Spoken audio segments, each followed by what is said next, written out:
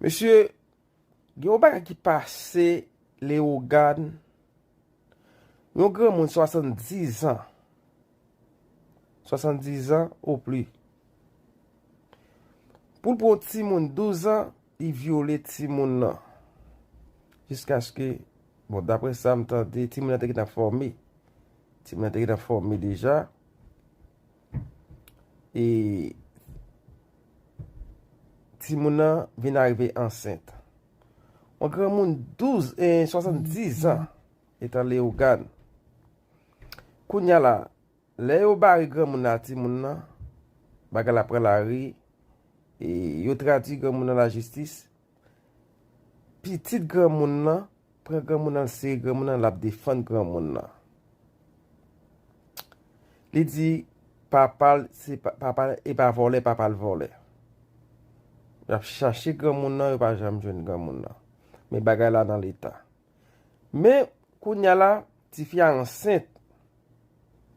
Mais parent ti fille li décidé pour mener ti moun nan l'hôpital pour retirer ti moun nan.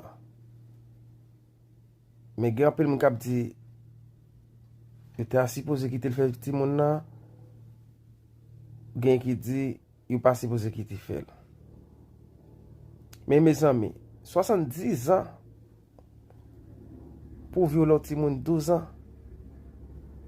Les fini petite famille nèg la, famille grand moun nan, campé en quoi? La défendre, yo ap défendre grand moun nan. Pendant ce temps yo kembe grand moun nan.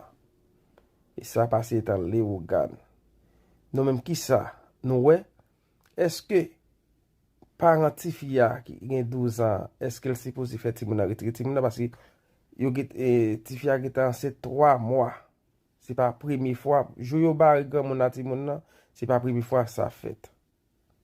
OK? Est-ce qu'il supposé retirer ti moun nan, faire ti fille retirer ti moun ou sinon pour faire ti moun nan. Tout le monde dit c'est un ti moun 12 ans, li ka ça ka passé mal.